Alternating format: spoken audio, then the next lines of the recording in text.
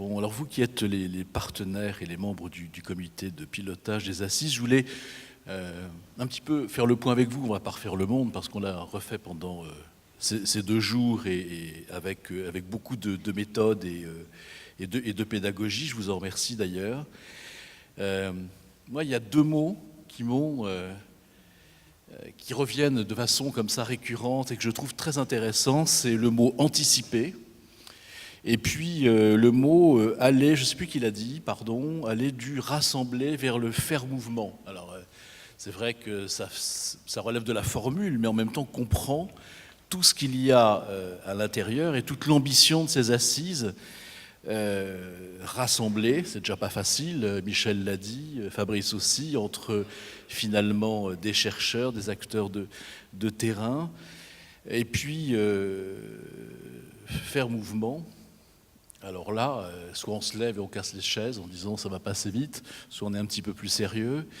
Et là, comment peut-on faire mouvement concrètement? Comment vous voyez toutes ces bonnes intentions? Encore une fois, on est loin de l'angélisme, on est à 2 doigts de secouer le cocotier pour que les cocos tombent, mais pour qu'ils tombent, il faut secouer fort. Et alors comment vous voyez ce rassemblement, ça c'est pas trop difficile, mais se faire mouvement? Alors écoutez, moi je crois que le mieux c'est que chacun parle comme il l'entend. Est-ce qu'il y a assez de micros? Oui. Qui veut commencer? Peut-être, on a dit tout à l'heure qu'un réseau de recherche, une dynamique impliquait de ne pas vivre que d'eau fraîche et de pain. Et je pense que plusieurs des personnes ici présentes, hier, ont d'ores et déjà amorcé l'annonce de mouvements qui se traduisent par des appels à projets. Et peut-être que Philippe Amouyel, qui a déjà mis l'eau à la bouche hier de cette audience, pourrait peut-être donner quelques précisions pour commencer. Alors allez-y, au-delà de l'eau que vous nous avez donnée et puis du pain ou d'autre chose. Dans la bouche, vous savez, je ne vous ai pas donné d'eau. Donc, bon, écoutez, d'abord, je voudrais vous remercier de cette invitation et de l'organisation de ces journées. Parce que je crois que parmi les éléments importants, c'est la réunion d'autant de personnes intéressées à ce programme. Donc, je pense que c'était la première étape. La deuxième étape, si on veut avancer, j'ai l'habitude de dire qu'en recherche, si on veut faire des progrès, il faut 2 choses. Il faut des chercheurs et il faut de l'argent. Donc là, c'est assez sympathique. Il y a beaucoup de monde qui est prêt à se lancer dans la recherche. Maintenant, il faut trouver les financements. Alors, ce que j'ai voulu montrer hier avec ces programmes européens, c'est que ce n'est pas une question de volume. Un bon projet finira toujours par être financé. Encore faut-il qu'il soit construit dans certaines règles, d'où la nécessité de rapprochement entre, on va dire, les acteurs de terrain. Alors, j'aime pas ce terme, parce que la recherche, c'est un état d'esprit, ce n'est pas un état de fait. Donc, entre les acteurs de terrain, les chercheurs professionnels et les agences de financement. Alors, on a voulu, au-delà des vœux pieux, mettre tout ça en pratique, et la Fondation Plan Alzheimer organise chaque année un appel à projets qu'on essaie toujours de cibler sur des secteurs qui ne sont pas habituellement soutenus par les agences gouvernementales ou par les agences habituelles de financement. Et cette année, on a retenu la notion de recherche clinique. Alors vous allez me dire, tiens, c'est encore de la recherche clinique, c'est pas de la recherche fondamentale, d'accord, mais c'est pas de la recherche en sciences humaines et sociales. Erreur, puisque la Fondation Plan Alzheimer couvre les 3 champs de la recherche, qu'elle soit fondamentale, clinique, translationnelle et en sciences humaines et sociales.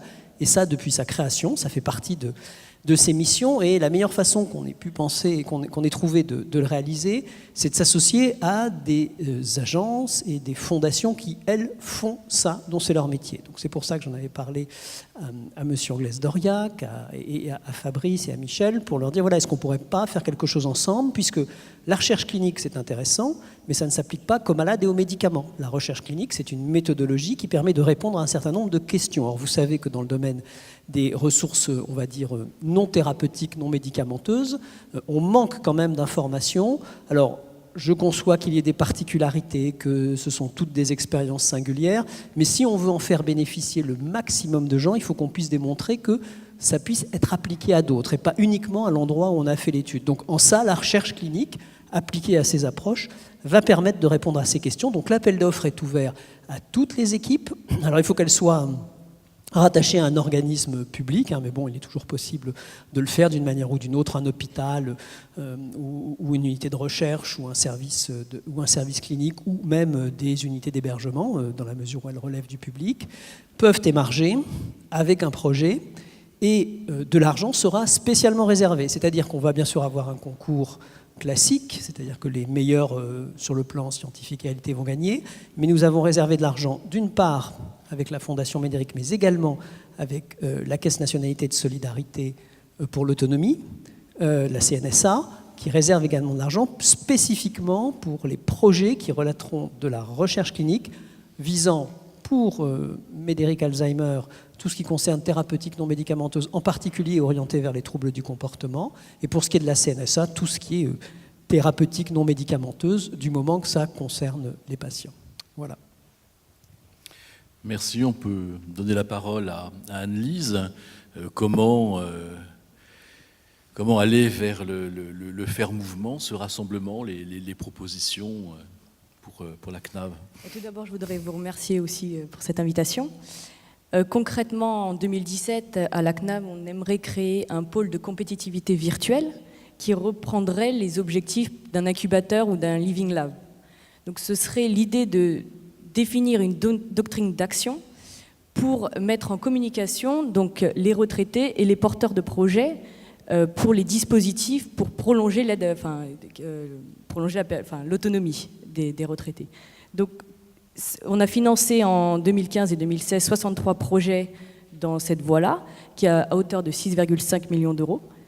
Et on travaille actuellement en même temps avec l'Argic Arco, avec des offres de services pour mettre en relation et coordonner toutes ces offres pour pas que le retraité soit perdu dans leur parcours. Voilà concrètement. Voilà, vous avez dit le mot coordination. Anne Saint-Laurent, vous avez murmuré à mon oreille ce même mot. Donc, nous vous écoutons. Bien vu pour la transition, il y a les professionnels et il y a les autres. Moi, je retiens quand même si je n'ai pas pu partager une grande partie de ces assises, je retiens la question de la citoyenneté, un peu comme fil conducteur et transverse de qu'est-ce que comment doit-on aborder au travers d'une stratégie commune la question de la recherche et de l'innovation sociale. Pourquoi je prends ce fil conducteur de la citoyenneté?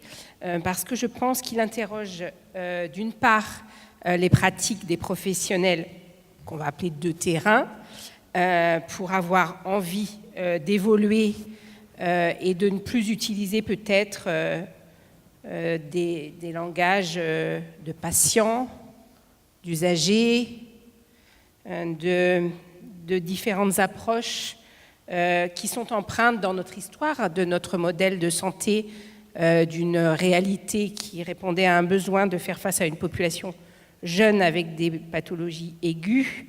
Là, on est dans un autre temps, une autre perspective, un autre siècle, bien sûr. Et donc, avoir une approche globale, c'est aussi prendre en compte la question de la citoyenneté sous l'angle écouter et donner la parole aux personnes concernées qui aideront à faire en sorte que les pratiques, les recherches, les observations continuent de nous éclairer sur un chemin ambitieux et nouveau. Je voudrais dire que, peut-être en écho à la dernière présentation avant cette session plénière, qu'à titre individuel, je ne fais que me prononcer à titre individuel, je ne suis pas sûre de vouloir vivre dans un appartement qui me rappellerait sans cesse. Voilà, donc quel est, en tant que citoyen, ça m'intéresse d'entendre les personnes qui sont concernées par ce sujet-là. Je pense par exemple qu'un chien a comme, avec des poils et un cœur, je précise comme ça, c'est clair pour tout le monde, a énormément de vertus d'interaction qui sont bien différentes d'un chien qui aboierait sûrement avec un son magnifique, mais dont, quand on le toucherait, Je suis sûre qu'au niveau On sonore, n'aurait ça pas doit être... de procès voilà. par Brigitte Bardot. Vous Mais- avez raison. Continue. mais qui aurait au niveau tactile une stimulation individuelle bien étrange et qui donnerait une perte de sens de l'individu. Et donc je suis obligée de le connecter avec, en tant que citoyen, que veut-on dans cette recherche et cette innovation sociale pour faire face au vieillissement cognitif ou aux conséquences d'un vieillissement cognitif, parfois, ce qui se traduit parfois par un handicap. Et donc, quand je pose ces questions comme ça, évidemment, je ne fais pas abstraction du chemin parcouru, mais je me dis que le chemin à parcourir est encore très important. Voilà. Merci Brigitte Huon. Oui, vous pouvez applaudir, hein, c'est pas interdit. En tant que vice-présidente déléguée de l'Association France Alzheimer et des maladies apparentées, alors vous avez la parole. Je vous remercie. Je remercie la Fondation Mayéric. Je voulais ajouter à ce qu'a dit le professeur Amouyel tout à l'heure qu'il faut des chercheurs, il faut de l'argent, mais il faut aussi des sujets de recherche. Et à France Alzheimer, paradoxalement, nous avons un terrain énorme ouvert pour la recherche et un petit peu des difficultés à mobiliser les chercheurs sur les actions que nous mettons en place. Alors c'est vrai que nous avons tout à gagner à étayer les actions que nous faisons. Je pense en particulier à la formation des aidants, hein, qui est financée par la CNSA depuis 2008. Voilà, donc on a vraiment une matière importante et ce serait vraiment intéressant de pouvoir valider ces formations qui représentent 30 000 familles formées depuis 2008 et sur 91 départements français, donc c'est pas négligeable en termes de représentativité. Merci. Alors, Dominique Le Tourneau, président du directoire de la Fondation de l'Avenir, c'est à vous. Alors peut-être que, je m'excuse pour Madame Saleron, je vais prendre un angle différent pour expliquer rapidement la Fondation de l'Avenir, c'est une fondation de recherche médicale. Donc vous comprenez tout de suite que les termes que je vais employer, mais une fois qu'on dépasse un peu ça, le débat peut être intéressant. Nous avons rencontré, et pour renforcer cette dimension-là, les maladies neurodégénératives à travers la neurochirurgie, et notamment en accompagnant, il y a maintenant 25 ans, le professeur Benabid dans le développement de la stimulation cérébrale profonde dans la maladie de Parkinson. Oui, notre porte d'entrée, elle est par un autre biais. Ce qui nous a semblé toujours important, quand on parle de recherche médicale appliquée, c'est qu'elle soit portée par des praticiens. Je ne le prends pas au sens étroit du terme, mais au sens global. Vous avez tout à l'heure parlé, excusez-moi de rebondir, mais ça permet de... si vous voulez comparer entre un chien vivant et un chien émotionnel, alors je ne vous parle pas de chien, je vous parle de petits phoques, mais c'est la même chose. Bien entendu, à la Fondation, on a vu arriver des projets. J'avais eu ça il y a quelques années avec les WI. Maintenant, il faut financer un robot, en l'occurrence Paro, mettez un petit R pour le nom commercial, avec un côté comme ça, démarche, recherche, un peu habillage, justification. On peut rester au niveau de l'effet de mode. Et on s'est dit non, on va regarder. Et là, tout d'un coup, puisque le terme c'est la nouvelle alliance entre chercheurs et acteurs de terrain, on a réuni autour de la table, d'abord dans un premier temps, dans une démarche ascendante, les acteurs de terrain.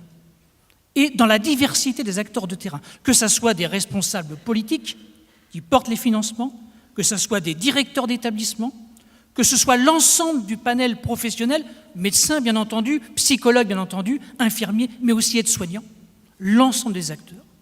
Et à partir de là, nous avons des marches ascendantes, le terme maintenant est largement usité, mais finalement c'était là le cas, co-construit un cahier des charges, et nous avons été chercher les équipes qui nous semblaient le plus adaptées pour répondre à ce cahier des charges. La démarche, elle est tridimensionnelle. Aborder la problématique, effectivement, du robot émotionnel sous l'angle de l'impact clinique, en l'occurrence, quel impact sur la douleur pendant les soins, ça n'a jamais été fait au niveau mondial. Regarder l'appropriation de ce robot sous l'angle anthropologique, en situation observationnelle, et puis regarder aussi l'acculturation des 3 acteurs différents. Et là, vous allez pouvoir rebondir sur moi, le patient, l'aidant, je le fais exprès, et bien entendu les professionnels, parce que je ne dis pas le professionnel, parce qu'il n'y a pas un professionnel unique. Et ça, c'est extrêmement intéressant. Finalement, on arrive en partant du terrain à construire des projets de recherche qui finalement, si on va jusqu'au bout, alors rendez-vous dans 3 ans et on donnera les résultats, si on va jusqu'au bout, n'ont pas aujourd'hui été encore élaborés au niveau mondial, ça n'a jamais été fait. Il y a eu des projets de recherche sur Paro, multipliés, mais pas eu un projet global. Et surtout, ce qui m'intéresse, pour ça que je vais défendre mon propos, c'est que ça part du terrain. Ça part du terrain. Voilà, pour situer un petit peu. Je voulais ouvrir sur un autre sujet, puisqu'on parle de Nouvelle Alliance, parce qu'on m'a demandé de parler un peu du numérique. Je crois qu'on a beaucoup parlé, et je crois que ce matin, on a bien indiqué que réfléchir sur le développement du numérique dans le champ des maladies liées aux histoires cognitives, c'est réfléchir obligatoirement sur des nouvelles organisations. On ne peut pas développer du numérique si on reste dans notre modèle habituel de séparation et de segmentation. Ça, c'est un premier point. Et puis un deuxième point, ce n'est pas propre à notre environnement, en tout cas celui que nous partageons cet après-midi. Tout le monde est bien au clair sur ce terme aujourd'hui largement usité du big data. Tout le monde voit bien derrière les acteurs émergents, mondialisés. Tout le monde voit bien qu'effectivement, il y a un gisement exponentiel qu'il va falloir stocker, qu'il va falloir trier. Mais peut-être que là aussi, et je ne sais pas pourquoi on n'y échapperait pas, on risque là, je reprends une formule assez habituelle du côté des sciences humaines dès qu'on parle de recherche, on peut passer de objet de recherche à sujet de recherche, et dans une complémentarité publique-privée, et je ne sais pas si c'est la citoyenneté, excusez-moi d'en rajouter, d'avoir des acteurs directement concernés qui, à un moment donné, deviennent prescripteurs de recherche parce qu'ils vont maîtriser le nouvel or noir qui est la donnée. Oui, mais c'est très bien, tout à fait. Merci. Alors, mais je vous en prie avec le micro seulement. Je fais juste une petite parenthèse qui va réconcilier tout le monde sur le sujet des animaux. Il y a une petite dizaine d'années, nous avons soutenu un projet qui était absolument magnifique d'une équipe qui s'était inspirée de travaux faits par des Israéliens pour essayer d'adapter les techniques qui avaient été utilisées pour les chiens d'aveugles pour faire des chiens qui étaient capables d'accompagner des personnes atteintes de troubles cognitifs dans une promenade et de les ramener à la maison. La seule chose, c'est pour ça que je pense que les deux modes d'approche sont importants, de mémoire, là où 8 chiens étaient capables d'accompagner des personnes malvoyantes, un seul était capable d'accompagner une personne atteinte de troubles cognitifs parce que c'était beaucoup plus compliqué. Donc peut-être en attendant que tout le monde ait un chien avec des poils et un cœur, on peut peut-être aussi compter sur le robot Paro s'il est abordé d'une manière anthropologique. Puis un robot, ça n'a pas de poils normalement, on peut les construire. Bien. Ah oui, bon, pardon. Oui. Geneviève Guédan, en tant que directrice de la Caisse nationale de solidarité pour l'autonomie, la CNSA. Alors, on a dit finalement qu'on retenait le fait qu'il fallait aller du rassembler, ce qui est fait dans une large mesure, vers le faire mouvement, c'est-à-dire vers demain.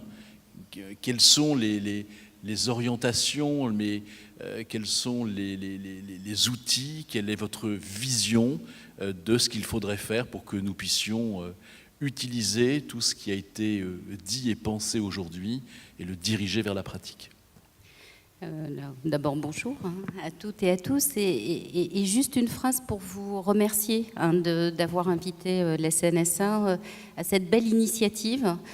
On se sent très proche justement des démarches de recherche, de soutien à l'innovation que soutient justement la Fondation Médéric Alzheimer, parce que justement ce que vous recherchez, c'est aussi, et ce que nous aussi on recherche, c'est des alliances entre recherche et action pour mieux répondre aux personnes atteintes de ce vieillissement cognitif et à leurs proches. Alors, on sait justement, et ça je pense que la richesse des 2 jours que vous avez conduits justement à articuler là-dessus, elle montre qu'on attend beaucoup, bien sûr, de la recherche médicale, qu'elle nous ouvre des nouvelles voies en matière de prévention, de médication, mais c'est pas pour tout de suite. Donc, en attendant, il faut bien qu'on apprenne à mieux connaître toutes ces facettes du vieillissement cognitif, comment on peut mieux vivre avec quand on est concerné directement en tant que proche, et puis aussi les modes d'approche pour mieux accompagner les personnes, enfin dans la dignité, pour faire en sorte qu'elles puissent vivre avec ce vieillissement cognitif, mieux vivre. Voilà, donc ça, pour moi, c'est vraiment un enjeu. On sait que de plus en plus de personnes seront concernées, c'est une évidence, donc il faut vraiment qu'on progresse collectivement en la matière. Ça veut dire effectivement ouvrir des voies de recherche dans le champ précisément des sciences humaines et sociales. C'est ce que vous faites, c'est ce que aussi la CNSA essaye de porter, comme vous le savez. C'est pas une dimension très connue de la CNSA, mais on soutient la recherche sous différentes formes, des appels à projets annuels, portés notamment avec l'IRESP, le soutien des grandes infrastructures de recherche, par exemple CARE ou SHARE. On a un conseil scientifique qui s'intéresse aussi à ces sujets, et on essaye aussi de trouver des nouvelles voies d'approche. Ce qu'on constate malgré tout, c'est que finalement, ces dernières années, dans les appels à recherche généralistes, on appelle ça généraliste parce que certains sont thématiques sur l'autisme ou changent chaque année de thème, ça peut être handicap et vieillissement, enfin voilà. Mais on a chaque année un appel à projet complètement ouvert dans le champ du handicap et des personnes âgées, et c'est vrai que ces dernières années, on a eu beaucoup plus de projets donc dans le champ du handicap que dans le champ du vieillissement, et dans le champ du vieillissement sur ces sujets de vieillissement cognitif. Donc ça nous interroge. On n'est pas les seuls évidemment à soutenir ces projets, donc on espère bien que par ailleurs il y en a qui fleurissent et qui sont soutenus, mais quand même ça nous interroge. Et on n'a pas, comment dirais-je, envie d'en rester là, parce que justement on a envie de soutenir plus, on est convaincu comme vous qu'il y a d'énormes besoins. Et donc ce qui nous semble important, c'est de développer ces recherches non seulement en termes quantitatifs, vu les enjeux, mais qualitatifs. Qualitatif, c'est comment, dans ces recherches elles-mêmes, en sciences humaines et sociales qui portent sur le vieillissement cognitif, sur les modes d'intervention, on arrive aussi à mieux associer les personnes elles-mêmes et leurs proches. Comment on arrive à diffuser cette recherche, et là encore à faire des alliances entre équipes de recherche et praticiens intervenants dans le champ médico-social, alors que les structures médico-sociales, ce ne sont pas des CHU. Il n'y a pas une culture de la recherche, il n'y a pas des professions qui, comment dirais-je, peuvent avoir une dimension recherche dans leur fonction, contrairement à d'autres pays où on peut avoir par exemple des professions paramédicales qui, comment dirais-je, peuvent avoir cette dimension, atteindre cette dimension de recherche aussi dans leur statut. Donc voilà, nous on est très partants pour pousser des travaux dans ce champ des interventions médico-sociales avec des équipes qui travailleraient dans la durée sur ces sujets, parce qu'il faut arriver à capitaliser et avoir une sorte de seuil critique et de continuum de travaux en la matière. Ce qui nous intéresse beaucoup, mais comme la Fondation Médéric Alzheimer, c'est aussi de développer des travaux, non seulement sur les accompagnements, mais aussi sur la dimension socio-économique de la réalité du vieillissement cognitif, de la manière dont on s'organise sur sa prise en charge, sur les restes à charge des personnes aussi, et puis des approches comparatives. Ça, je sais que vous le faites. C'est important aussi de le développer. Et puis aussi, dans les questionnements qu'on se pose au sein de ces recherches, où de plus en plus, on s'intéresse évidemment à l'évolution des dispositifs d'accompagnement. C'est quoi un EHPAD de l'avenir qui prend mieux en compte les personnes atteintes de vieillissement cognitif, qui représentent une part croissante des personnes accueillies, ou de personnes qui restent à domicile tout en étant lourdement dépendantes, mais dans toute une organisation des soins qui est adaptée à leur prise en charge. Ça faisait partie des ateliers, des axes de réflexion que vous aviez aujourd'hui. Mais aussi, on s'intéresse de plus en plus aux pratiques professionnelles elles-mêmes. On aimerait voir se développer des recherches et pouvoir capitaliser en la matière, travailler sur le bien-être, l'inclusion. Alors, du coup, comment on aborde les choses pour continuer, pour se positionner sur le sujet par-delà les appels à projets. Et vraiment, je relance un appel vibrant à déposer des projets dans ce cadre sur ces sujets. Bien, justement, on va avoir une alliance avec la Fondation de recherche Plan Alzheimer pour pouvoir contribuer au financement, le cas échéant, d'appels à projets. Ça, c'est une manière de se donner plus de moyens collectivement pour soutenir la recherche en la matière.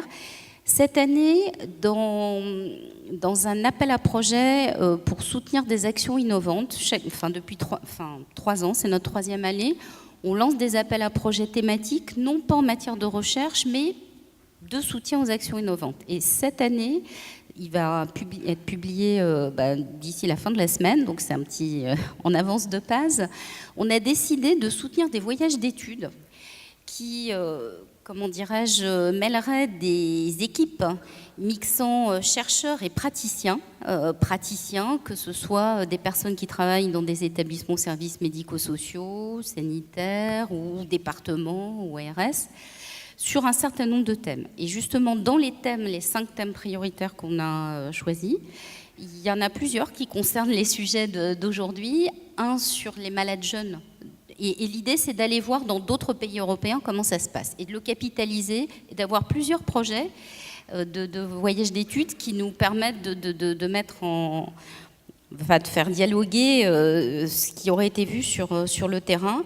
Donc, il y aura notamment sur la prise en charge des malades jeunes d'Alzheimer, un autre thème autour de justement comment améliorer l'individualisation, la personnalisation des prises en charge en milieu collectif, de prise en charge de personnes âgées dépendantes, dont les personnes atteintes de la maladie d'Alzheimer.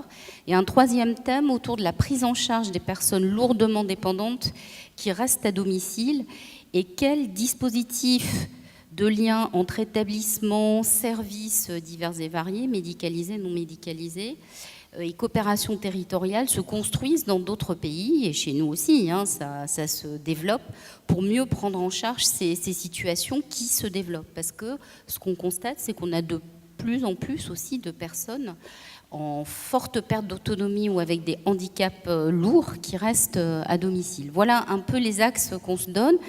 Et puis, il y a une piste qui nous interroge. On a participé aux travaux de l'ANSA, qui a fait une étude sur les Waterworks en Angleterre. Ce sont des Waterworks Centers, des structures de l'État britannique qui évaluent ou ont un rôle de centre de preuve sur des politiques publiques. Et donc, l'ANSA est allé voir comment ça fonctionnait et à quelles conditions ça pouvait être transposable en France. Alors, les travaux sont encore en voie, mais on se disait que ça pourrait peut-être être intéressant de tester ce genre d'approche sur des sujets comme la place des thérapeutiques dites non médicamenteuses, sur lesquels il y a des travaux. Vous aviez déjà d'ailleurs eu un atelier aujourd'hui sur ces sujets, mais voilà, on voit que c'est encore en débat, que c'est pas nécessairement d'ailleurs, y compris dans les systèmes de financement des EHPAD pleinement pris en compte, parce que justement en France on considère qu'il y a encore des débats sur le sujet, et donc on se dit que ça vaudrait le coup de continuer à faire progresser je dirais les travaux sur le sujet et leur partage, et là en lien à un moment donné avec effectivement la prise en compte dans les politiques publiques. Voilà. Donc je pense que vraiment le champ il est énorme qu'on a devant nous. On a tous très envie de s'y investir, et voilà, je vais en témoigner pour la CNSA et dire aussi qu'on est vraiment très partant pour le faire dans des partenariats divers et variés. Merci à vous. Alors Jean-Luc Noël, le président du comité d'experts du programme Grand Âge de la Fondation de France, c'est à vous de parler. Merci. Votre controverse sur les bêtes à poil me faisait penser, dans le groupe d'expression, il y a une femme qui disait j'ose plus sortir, je me perds, et l'autre lui répondait vous avez qu'à prendre un chien. Et je trouve que c'est plus pratique qu'un phoque à Paris, mais ça me faisait vraiment penser aussi à ce bon sens qu'on peut avoir. Là, en tant que représentant pour la Fondation de France, évidemment, on y retrouve beaucoup de choses. La Fondation de France n'a pas vocation, enfin le comité tout au moins, Grand Âge de la Fondation de France n'a pas vocation à s'occuper spécifiquement d'Alzheimer, mais je rappellerai quand même que les malades d'Alzheimer sont souvent des vieux, et donc qui rentrent vraiment dans notre champ, et on retrouve bien un petit peu les fondamentaux de la Fondation sur l'observation, sur le soutien, sur le partage et sur la diffusion des expériences. On retrouve aussi beaucoup de choses que je vraiment trouve intéressantes. Nous, à la Fondation, il y a toujours une question lors des appels à projets sur quelle est la demande des vieux là-dedans, ce qui n'est pas toujours évident à répondre parce qu'il n'y a pas forcément une demande, mais il y a vraiment cette question qui se centre. Vous observez sur le terrain quelque chose qui vient d'une problématique exprimée par les personnes âgées, et vous avez un projet, on essaye vraiment de faire élaborer les gens là-dessus, on essaye aussi vraiment de faire évaluer les actions qui sont menées, et ça rejoint bien un petit peu toutes les problématiques qui ont été évoquées ici. On retrouve aussi vraiment ce que je trouve très important, cette idée de décloisonnement entre les professions, de décloisonnement aussi entre les classes d'âge, décloisonnement aussi entre les origines peut-être ou les régions. On retrouve bien ce partage des expériences, j'ai vu dans les ateliers où ça discutait sur des expériences, et on retrouve bien la diversification des réponses, c'est-à-dire qu'il n'y a pas une réponse qui va être adaptée pour l'ensemble, mais il y a des réponses qui vont être adaptées à des personnes à un moment donné, dans un territoire donné. Malgré tout, je pense qu'il y a encore des pistes qu'il s'agit de travailler. Ce que j'ai aussi trouvé intéressant, c'est cette réflexion qu'on doit avoir sur les organisations, et en particulier sur l'organisation du travail. Je trouvais la femme qui a parlé intéressant de vraiment réfléchir sur le management, parce que je crois que le monde a changé, et que si l'on veut donner les meilleures conditions d'accueil, d'hébergement ou de soins aux personnes âgées, il faut aussi réfléchir à la manière dont on a de manager par rapport à la difficulté des soins, par rapport aux organisations, par rapport à des besoins qui sont difficilement parfois pris en compte, et je trouve qu'il y a vraiment une grande réflexion. Là, la psychologie du travail, enfin toute la psychologie des organisations peut vraiment nous aider. Il y a vraiment des recherches aussi là-dessus qui peuvent être vraiment très utiles dans le cadre de la maladie d'Alzheimer.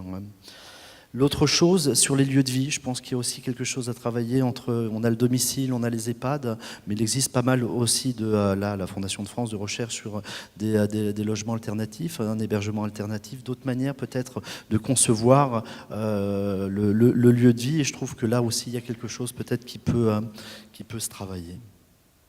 Je regarde si j'ai tout dit. Autre chose aussi quand même sur le recueil. Alors vous avez vu tout à l'heure sur une autre casquette, j'ai parlé des groupes d'expression, mais il faut véritablement réfléchir aussi au recueil des besoins chez ceux qui ne peuvent pas l'exprimer, soit parce qu'ils sont trop en difficulté, soit parce qu'ils sont trop isolés. Là vraiment, j'engage à penser sur la diversification des territoires. Tout le monde n'est pas égal dans le territoire. Moi, je travaille à Paris, j'ai de la chance. Quand on est dans les Ardennes, on a déjà un peu plus de difficultés parfois. Hein. Donc je crois qu'il faut vraiment réfléchir à ces territoires. Hein.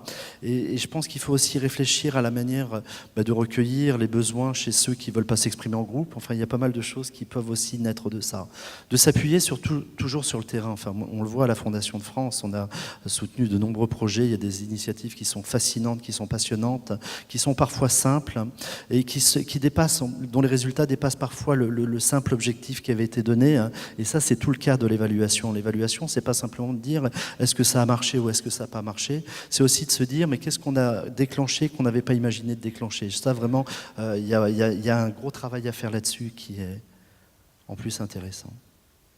Je crois que j'ai fini. Merci Jean-Luc. Avant de donner la parole à Michel et à Fabrice, ou à Fabrice et à Michel, je ne sais pas, juste rappeler, parce que je ne prendrai pas la parole après, deux choses. La première, c'est de rendre les casques. Vous voyez que je fais bien mon boulot quand même. Voilà. Et puis je voulais remercier les techniciens parce que c'est rare que des micros marchent parfaitement. Non, je veux dire, ça paraît un détail, mais maintenant c'est quelque chose de rare. Et parfois on commence à discuter, il n'y a pas de son. Donc finalement, quand on raconte quelque chose, on en a compris que la moitié. C'est très désagréable, donc je voulais les remercier. Voilà.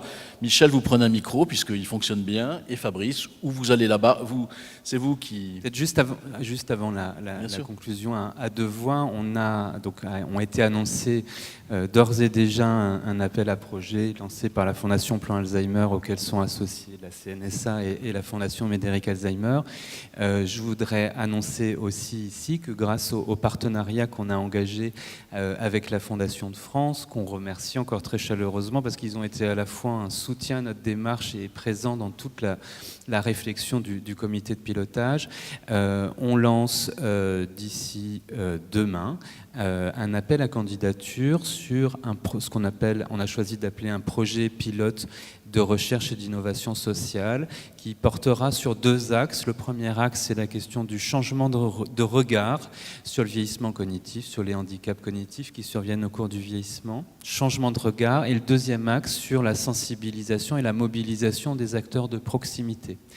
Et sur ces deux axes, on va procéder en trois phases. Une phase exploratoire, une phase d'expérimentation et une phase de dissémination.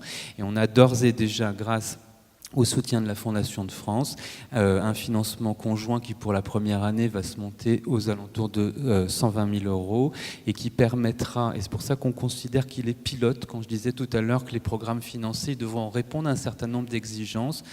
On souhaiterait, ça va même être une condition pour pouvoir postuler à cet appel à candidature, que cette phase exploratoire qui va consister à aller voir en France et dans d'autres pays d'Europe des initiatives particulièrement intéressantes pour changer le regard ou pour mobiliser les acteurs de proximité, que cette analyse qui permettra après de construire et d'étayer les expérimentations, elle soit menée à la fois par des académiques et par les chercheurs professionnels de terrain de tout à l'heure.